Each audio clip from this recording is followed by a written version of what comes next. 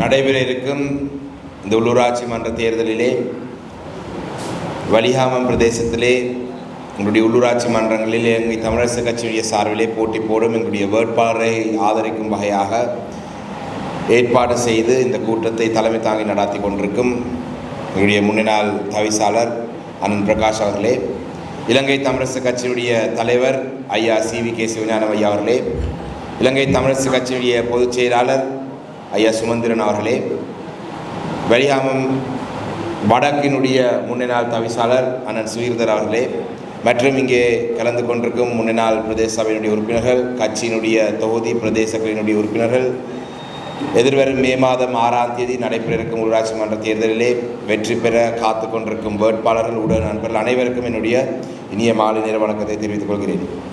உண்மையிலே இந்த தேர்தலானது எங்களுடைய கட்சிக்கு மிக மிக முக்கியமான ஒரு தேர்தல். எங்களுடைய கட்சிக்கு மாத்திரமல்ல, இது ஒட்டுமொத்த தமிழ் இனத்துக்கும் ஒரு மிக முக்கியமான ஒரு தேர்தலாகவே கருதப்படுகின்றது. ஏன் இந்த தேர்தல் மிக முக்கியமானது, ஏன் நாங்கள் எங்களுக்கே வாக்களிக்க வேணும், ஏன் எங்களுடைய ஊர் எங்களுடைய இருக்க வேண்டும் என்றதை மிக அழகாக தெளிவாக எங்களுடைய பொதுச் செயலாளர் அவர்கள் சொல்லியிருக்கிறார். இருந்தாலும் அதோடு சேர்த்து அவர் சொல்லாத சில விடயங்களை, சில காரணங்களையும் நான் அதோடு சேர்த்து சொல்லாமல் நினைக்கின்றேன். உண்மையிலே இந்த தேர்தலானது எங்களுடைய தமிழ் இனத்துக்கு, குறிப்பாக யாழ் மாவட்டத்திலே வாழும், யாழ் குடாநாட்டிலே வாழும் தமிழ் மக்களுக்கு இதை ஒரு மான பிரச்சனையாகவே நான் இந்த தேர்தலை பார்க்கின்றேன். இந்த தேர்தலானது எங்களுடைய தமிழ் இனத்துக்கே ஒரு மான பிரச்சனையாகவே பார்க்கின்றேன். ஏனென்று சொன்னால், உலகமெல்லாம் எங்களுடைய தமிழ் மக்கள் என்று சொன்னால், அதிலேயும் குறிப்பாக யாழ் மாவட்டத்துடைய தமிழ் மக்கள் என்று சொன்னால், நான் நினைக்கின்றேன் கல்வியிலே ஒரு சிறந்த கல்விமான்களாக, இல்லை என்று சொன்னால் கல்விக்கு ஒரு பேர் போன ஒரு இடமாகவே பார்க்கும் ஒரு இடம்தான் யாழ்ப்பாணம், யாழ் மாவட்டம் மிக முக்கியமாக. அதிலே உண்மையிலே இன்று எங்களுடைய A-level பரீட்சையினுடைய ரிசல்ட்ஸ் வந்திருக்கின்றது. நான் நினைக்கிறேன் பயோசயின்ஸ்லே இலங்கையிலே 3வது இடத்தை யாழ்ப்பாணத்தை சேர்ந்த ஒரு மாணவரோ மாணவியோ பெற்றிருக்கிறார். அதே போல் கொமர்ஸ், மெனிக்கோனம், மேத்ஸ், ஃபிசிக்கல் சயின்ஸ் ஸ்ட்ரீம்லேயும் ஹார்ட்லி காலேஜில் படித்த ஒரு மாணவர் 2வது இடத்தை பிடித்திருக்கிறார். இப்படி யாழ்ப்பாணம் என்று சொன்ன அந்த 2 மாணவர்களுக்கும் என்னுடைய வாழ்த்துக்கள். அந்த 2 மாணவர்கள் மாத்திரமல்ல, சித்தி பெற்ற அனைத்து மாணவர்களுக்கும் என்னுடைய வாழ்த்துக்களையும் தெரிவித்துக் கொள்கிறேன். இவ்வாறாக யாழ் நகரம் என்று சொன்னால், யாழ்ப்பாணம் என்று சொன்னால் இப்படி கல்விக்கு பேர் போன ஒரு மாவட்டமாகவே இருந்தது. எங்களுடைய கடந்த பாராளுமன்ற தேர்தலினுடைய முடிவுகளை பார்த்தால், நாடு முழுவதும் மாத்திரமல்ல உலகம் முழுவதும் என்ன நடந்தது எங்களுடைய யாழ்ப்பாணத்துக்கு என்று கேட்கிறார்கள். இது NPPக்கு மாத்திரமல்ல, வேறு வேறு பாராளுமன்ற உறுப்பினர்களை பார்த்தும் இதை கேட்கிறார்கள், எங்களுடைய கட்சியை தவிர்ந்த இனிய பாராளுமன்ற உறுப்பினர்கள். ஆனால் எங்களுக்கு மீண்டும் ஒரு சந்தர்ப்பம் கிடைத்திருக்கு இந்த விடயங்களை நாங்கள் நிவர்த்தி செய்வதற்கு. கணக்க காலம் போயில் 6 மாதத்துக்குள்ளே இறைவன் நமக்கு ஒரு சந்தர்ப்பத்தை தந்திருக்கிறார். அந்த வகையில் எங்களுடைய மக்கள் இந்த தேர்தலிலே அனைத்து மக்களும் ஒரு அணியாக நின்று எங்களுடைய இலங்கை தமிழரசு கட்சிக்கு வாக்களித்தால் மாத்திரம்தான் அந்த மாற்றத்தை நாங்கள் பெரிய அளவிலே காட்டிக்கொள்ளலாம். ஏனைய கட்சிகள், சின்ன சின்ன கட்சிகள், சுயேட்சை குழுக்கள், யாழ்ப்பாணத்துக்கு மட்டுப்படுத்தப்பட்ட கட்சிகள், ஒரு பாராளுமன்ற உறுப்பினர் இருக்கிற கட்சிகள், இப்படியான கட்சிகளுடைய மக்கள் போன்ற ஒவ்வொரு வாக்கும் என்னை பொறுத்தளவிலே ஒரு வீணாக போக்கும் வாக்காகவே நான் பார்க்கிறேன். ஏனென்றால் ஒரு செய்தி ஒன்று சொல்கிறதுக்கு, இல்லாவிட்டால் எங்களுடைய ஒரு எண்ணிக்கையிலே ஒரு மாற்றம் நடந்திருக்கு என்று சொல்கிறதுக்கு, இலங்கை தமிழரசு கட்சியினுடைய வாக்கு வங்கி அதிகரிக்கிறதின் ஊடாகத்தான் நாங்கள் அந்த செய்தியை சொல்லலாம். நாங்கள் ஏன் இந்த செய்தியை சொல்ல வேண்டும் என்று சொன்னால், இந்த NPP அரசாங்கத்துடைய செயல்பாடு கடந்த காலத்திலே இருந்த அரசாங்கத்தையும் விட மோசமான செயல்பாடாகவே இருக்கின்றது. இதுக்கு பல காரணங்கள் இருக்குது. இன்று தற்பொழுது பார்த்தான் வவுனியாவிலே ஒரு வைத்தியசாலையிலே சுகாதார அமைச்சர் சென்றிருக்கிறார். என்னுடைய செயலாளர் சொன்னது போல தேர்தல் சட்டங்களை முழுக்க மீறிக்கொண்டிருக்கிறார்கள். வவுனியாவிலே ஒரு சுகாதார ஒரு வைத்தியசாலைக்கு சென்று, அந்த வன்னி மாவட்ட பாராளுமன்ற உறுப்பினருடன் சென்று, அந்த வைத்தியசாலையிலே இருக்கும் குறைபாடுகளை நாங்கள் நிவர்த்தி செய்து தருவோம், இந்த வைத்தியசாலையிலே இருக்கிற ஆளணி பற்றாக்குறையை நாங்கள் நிவர்த்தி செய்து தருவோம் என்று வாக்குறுதியை கொடுத்து வாரார்கள். இதெல்லாம் தேர்தலுக்கு முதல் தெரியாதா? தேர்தல் வந்ததுக்கு பிறகுதான் இந்த வைத்தியசாலைக்கு வர வேண்டும் என்று இந்த எண்ணம் டாக்டர் நலிந்த ஜெயதிஸ் அவருக்கு வந்திருக்கு. வரவேற்கத்தக்கபடியே நாங்கள் அவங்கள் வைத்தியசாலைக்கு ஆளணி பற்றாக்குறை நிவர்த்தி செய்ய வேண்டாம் என்று நாங்கள் சொல்லல. ஆனால் உண்மையாக இதை செய்ய வேண்டும். நேர்மையாக இந்த விடயங்களை செய்ய வேண்டும். எங்களுடைய கிழக்கு பல்கலைக்கழகத்தை எடுத்தால் கிழக்கு பல்கலைக்கழகத்தில் தெரிவு செய்யப்பட்ட அந்த எண்ணிக்கை ஒன்று, அதில் அந்த போர்ட் மெம்பர்ஸ் அந்த எண்ணிக்கையை முழுக்க முழுக்க பார்த்தீங்கன்னு சொன்னால் சிங்கள மக்களை தான் நியமித்திருக்கிறார்கள் கிழக்கு பல்கலைக்கழகம். இப்படி பல விடயங்களை நாங்கள் அவதானித்தால் தமிழ் பிரதிநிதிகளுக்கும் சரி தமிழ் மக்களுக்கும் சரி தேர்தல் காலம் வராவிட்டால் எந்த அங்கீகாரமோ எந்த அந்தஸ்தோ இந்த அரசாங்கத்திலே இல்லை. அண்ணன் பிரகாஷ் அவர்கள் பேசும் பொழுது சொல்லியிருந்தார், இந்த வீதியை உள்ளூராட்சி மன்றத்திலே எங்களுடைய கைவசம் எங்களுடைய இந்த உள்ளூராட்சி மன்றம், அதாவது இந்த வரி தெற்கு உள்ளூராட்சி மன்றம் எங்களுடைய கைவசம் இல்லாவிட்டால் இதில் இருக்கிற கேகேஎஸ் வீதியை ஏகேடி வீதியாக பேர் மாற்றுவார்கள் நினைக்கலாம், செய்யலாம். ஏனென்று சொன்னால் அதை எதிர்க்கிற அளவுக்கு அந்த கட்சிக்குள்ளே இருக்கிற பாராளுமன்ற உறுப்பினருக்கு முடியாத ஒரு சூழல் தான் இருக்கின்றது. அப்படியே கேகேஎஸ் வீதி ஏகேடி வீதியாக மாற்றுன்றது ஒரு சிறிய ஒரு உதாரணம் மாத்திரம்தான். அப்படியான ஒரு சாதாரண விஷயத்தை கூட இந்த அரசாங்கம் முன்னெடுத்தால் அந்த கட்சியினுடைய சார்பில் தெரிவு செய்யப்பட்டிருக்கிற பாராளுமன்ற உறுப்பினருக்கும் அதுக்கான ஒரு எதிர்ப்பை தெரிவிக்க முடியாத நிலையிலே உள்ளூராட்சி சபைகளிலே தவிசாளரோ உள்ளூராட்சி சபையினுடைய உறுப்பினரோ அப்படியான ஒரு விடயம் நடந்தால் அதுக்கான எதிர்ப்பை தெரிவிக்க முடியாதவர்களாக இருப்பார்கள். இந்த வெளி தெற்கு பிரதேசம் மாத்திரமல்ல, வெளியாமத்தில் இருக்கும் அனைத்து பிரதேச சபைகள், எங்களுடைய யாழ்ப்பாணத்தில் இருக்கும் நகர சபை, எல்லா சபைகளிலுமே தவிசாளர்கள் அவைத்தலைவர் பிமல் ரட்நாயக்க மற்றும் டெல்வின் சில்வா சொல்றதை கேட்டு தான் நடக்க வேண்டியதாக இருக்கும். என்றால் பாராளுமன்றத்திலே பேசுறதுக்கு சந்தர்ப்பம் கொடுக்கிறார்கள். அப்படியான ஒரு நிலைமை வந்தால் எங்களுடைய பாராளுமன்ற உறுப்பினர்களே சொல்வார்கள், என்ன இதண்டு விடுங்க என்று சொல்லுவாங்க. இதண்டு விடுங்க இல்லாட்டி அதண்டு விடுங்கன்னு தான் சொல்லுவார்கள். இது இதண்டு விடுற அதண்டு விடுற விஷயம் அல்ல. எங்களுடைய மக்களுடைய பிரச்சனைகளை இந்த பாராளுமன்ற உறுப்பினரை இதண்டு விடுற அதண்டு விடுற மாதிரியாக நாங்கள் தீர்க்க முடியாது. அவருடைய நகரசபை உறுப்பினர்கள் வந்தால், அவங்களுடைய பிரதேச சபை தவிசாளர் மேல் வந்தால் இந்த வீதியை நாங்கள் பேர் மாற்ற போறோம் என்று சொல்லி அவைத்தலைவர் கொழும்புல இருந்த டெல்வின் சில்வா சொன்னார். அவர்கள் இதில் இதண்டு விடுவோம் அதண்டு விடுவோம் என்று சொல்லி சமாளித்து விடுவார்கள். ஆனால் இலங்கை தமிழரசு கட்சியினுடைய உறுப்பினர் இருந்தால் மாத்திரம்தான் எங்களுடைய மக்களுடைய சார்பில் அந்த இடத்திலே குரல் கொடுப்பார்கள். இலங்கை தமிழரசு கட்சியுடைய பாராளுமன்ற உறுப்பினராக இருக்கட்டும், மாகாண சபை நடந்தால் மாகாண சபை தேர்தலில் தெரிவு செய்யப்பட்ட மாகாண சபை உறுப்பினராக இருக்கட்டும், உள்ளூராட்சி மன்றங்களுடைய உறுப்பினராக இருக்கட்டும், நாங்கள் எல்லாம் தமிழினத்துடைய எதிர்காலத்துக்காக தமிழ் மக்களுக்காக இருக்கிற ஒரு கட்சி. எங்களுடைய கட்சி உறுப்பினர் அதுக்காக தான் இயங்குவார்கள். ஒரு நிரந்தரமான அரசியல் தீர்வுண்டை எட்ட வேண்டும் என்று எங்களுடைய கட்சி முயற்சித்து கொண்டிருக்கின்றது. ஒரு புதிய அரசியல் அமைப்பின் ஊடாக நாங்களே எங்களை ஆளக்கூடிய வகையான ஒரு தீர்வை எட்ட வேண்டும் நாங்கள் எதிர்பார்க்கிறோம். ஆனால் இவர்களுடைய எண்ணம் என்ன? நாட்டிலே தமிழ் மக்களுக்கு அரசியல் தீர்வு அவசியம் இல்லை என்று சொல்வதுதான் தேவை. அதை ஒரு வகையாக பாராளுமன்ற தேர்தலை வைத்துக்கொண்டு இப்போ பேசிக்கொண்டு வராங்க. பாராளுமன்றத்தில் இதுதான் கதை. பாராளுமன்றத்திலே நாங்கள் எங்களுடைய தமிழ் பிரதிகள் நாங்கள் பேசுறதுக்கு எழுந்து நின்றாலே சொல்லுவார்கள், நீங்கள் தமிழ் மக்களுடைய பிரதிநிதி அல்ல, நாங்கள் தான் தமிழ் மக்களுடைய பிரதிநிதிகள். தமிழ் மக்களுடைய சார்பிலே தமிழ் மக்களுக்கு என்ன பிரச்சனை இருக்கின்றது நாங்கள் தான் சொல்லுவோம். அவர்களுக்கு என்னென்ன தீர்வுகளை வழங்குவோம் நாங்கள் தான் சொல்லுவோம் என்று சொல்கிறார்கள். ஆனால் தமிழ் மக்களுடைய வாக்காளர் தெரிவு செய்யப்பட்டவர்கிட்ட கேட்டு சொன்னாலும் பரவாயில்லை.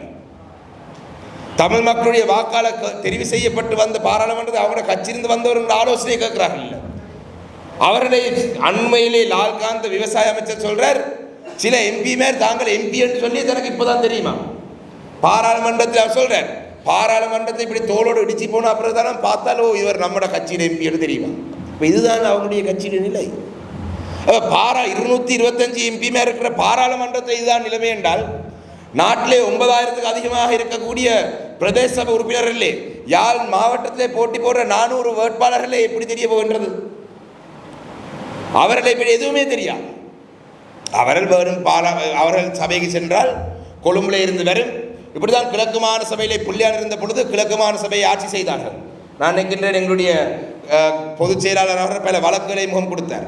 மாகாண சபையில் இருந்த பல அதிகாரங்களை பறிக்கும் பொழுது புள்ளியார் அவர்களுக்கு என்ன நடக்குதுன்றே தெரியாது. கொழும்புலே இருந்து பசில் ராஜபக்ஷ எழுதி அனுப்புவார், இதை ஒரு பிரேரணையாக முன்வைக்க சொல்லி அவர் அதை ஆமோதி திருப்பி அனுப்புவார். அப்படித்தான் நான் நினைக்கிறேன் 17க்கு அதிகமான அதிகாரங்கள் மாகாண சபையிலிருந்து பறிக்கப்பட்டது. அதே போல தான் நடக்கும் உள்ளூராட்சி மன்ற தேர்தலில். உள்ளூராட்சி மன்ற தவிசாளருக்கு கொழும்புலே பலவத் என்ற இடத்துல இருந்து என்பிபியினுடைய தலைமை செயலகத்தில் இருந்து என்னென்ன விடயங்களை நீங்கள் செய்ய வேண்டும் என்று வரும்.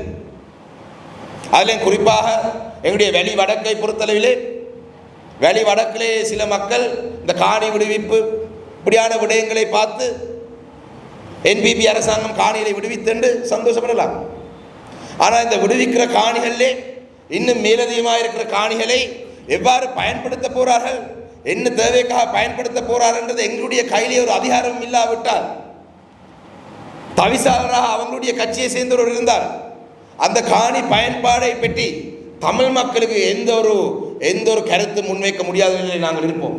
ஏனென்றால் வெளி வடக்கை எடுத்தால் காணிகள் விடுவித்த பிறகு சிலர் சொல்லுவார்கள், நீண்ட காலமாக இதில் சிவில் பாதுகாப்பு படையாக இருந்தவர்களுக்கு ஒரு 1000 ஏக்கரை கொடுப்போம், இல்லாவிட்டால் பிரதேச சபையினுடைய அனுமதியினூடாக அதில் சில பண்ணைகளை அமைக்கிறதுக்கு நாங்கள் அனுமதியை வழங்குவோம். தவிசாளராக இருக்கிறவருக்கு அதை மறக்க முடியாது. என்றால் பாராளுமன்ற உறுப்பினர்களுக்கே நாங்கள் கேள்விப்பட்டோம், ராஜினாமா கடிதங்களை வாங்கி வச்சிருக்கிறாங்களேன்னு நாங்கள் கேள்விப்பட்டோம். 3 பாராளுமன்ற உறுப்பினரும் ராஜினாமா செய்ய வேண்டும் என்று கடிதம் கொடுத்திருக்கிறதா நாங்கள் கேள்விப்பட்டோம். உண்மையாக இருக்கலாம். என்றால் பாராளுமன்றத்தை அவர்களை பேசுவதை நான் காணல. வரவு செலவு திட்டத்திலே தொடர்ச்சியாக 30 நாட்கள் பாராளுமன்ற அமர்வுகள் போகும். இந்த 30 நாட்களிலே அவர்கள் பாராளுமன்றத்திலே பேசுவது நான் காணல. சரி, பாராளுமன்றத்திலே காணல் செய்தியிலேயும் காணல. பாராளுமன்ற உறுப்பினராலே இது முடியாமல் இருக்கும் பொழுது உள்ளூராட்சி மன்றங்கள் இருக்கிற உறுப்பினர் எவ்வாறு செய்வார் என்றதை நாங்கள் சிந்திக்க வேண்டும். இதிலே ஊழலை பற்றி சொல்றார்கள். வடக்கு கிழக்கிலே முதலாவது இடத்தை பிடித்தது வெளி வடக்கு பிரதேச சபை. எங்களுடைய அண்ணன் சுயிர்தன் அவர்கள் தவிசாளராக இருக்கும் பொழுது உலக வங்கியால் செய்த ஒரு ஆய்வின் கீழே வடக்கு கிழக்கிலே இருக்கிற பிரதேச சபையிலே முதலாவது இடம் செயல்பாடு, இந்த சகல விடயங்களில் முதலாவது இடம் வெளி வடக்கு பிரதேச சபை எடுத்திருந்தது. அவ ஊழல் செய்த பிரதேச சபையாக இருந்திருந்தால் கிடைச்சிருக்குமா? என்று ஜனாதிபதி தங்களுடைய கட்சியை சேர்ந்தவர்கள் மாத்திரம்தான் ஊழல்வாதிகளாக இருக்கக்கூடாதுன்னு சொல்றார். மன்னிக்கோணம், தங்களுடைய கட்சியை சேர்ந்தவர் மாத்திரம்தான் ஊழல்வாதிகள் இல்லை என்று சொல்றார்கள்.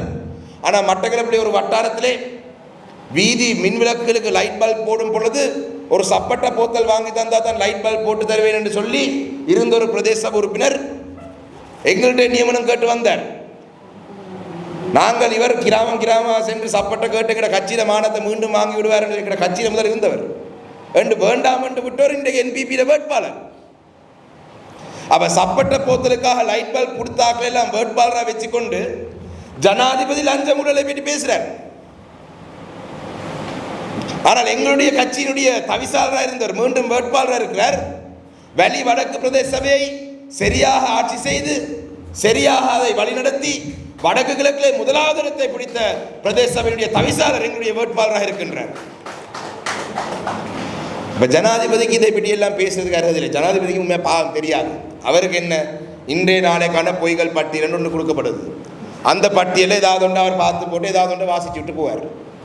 இதான் நடக்குது. இந்த ஜனாதிபதி இந்த சொல்ற பொய்களுக்கு அவரால் நடைமுறைப்படுத்த இயலாது. நாட்டிலே பொருளாதாரத்தை பற்றி சற்று தெரிந்திருந்தால் அவர் இப்படியான பொய்யான வாக்குறுதியை கொடுத்திருக்க மாட்டார். நாட்டிலே நிதி இல்லை, அபிவிருத்தி செய்ய பணிகளுக்கு நிதி இல்லை. ஏனென்றால் எங்களுடைய பொதுச் செயலாளர் சொன்னது போல இந்த கடன் மறுசீலமைப்பு செய்ததினூடாக இந்த நாட்டிலே தற்பொழுது 6 பில்லியனுக்கு அதிகமாக எங்களுடைய அந்நிய செலவாணி இருக்குன்னு சொல்றார்கள். அந்த 6 பில்லியன்ல 2 பில்லியனுக்கு அதிகமானது சீனாவிடம் இருக்கிற ஒரு கிரெடிட் லைன் மாத்திரம்தான். அந்த நிதியை நாங்கள் பயன்படுத்தலாம். அரச ஊழியர்களுக்கு சம்பள உயர்வு என்று சொன்னார்கள். ஏப்ரல் 10ஆம் தேதி அரசு ஊழியர்களுடைய அந்த சம்பளம் பட்டியல் வந்தது. மார்ச் மாதத்திலே சம்பளம் கொடுத்த அந்த பே ஷீட்டையும் ஏப்ரல் ஷீட்டையும் பார்த்தால் மார்ச் மாதத்திலே இருக்குது 7500 அலவன்ஸ், 8000 ரூபாய் இன்னொரு ஓவர் டைம் அலவன்ஸ், பேசிக் சேலரி 15000, இதெல்லாம் சேர்த்தா 40000 என்று இருக்கு. ஏப்ரல் மாதத்திலே பார்த்தால் அது எல்லாத்தையும் அகட்டி பேசிக் சேலரி 40000, 2 பவுண்டு தான். அதோட சேர்த்து கீழுக்கு 5000 ரூபா கூட்டியிருக்கு. 5000 ரூபா கூட்டியிருக்கு. ஆனால் பேசிக் சேலரியை 15000 கூட்டியிருக்குன்னு சொல்றாரு. ஏன் இப்படி செய்கிறாருன்னு சொன்னால் சம்பளத்தை உயர்த்துறதும் காசு இல்லை.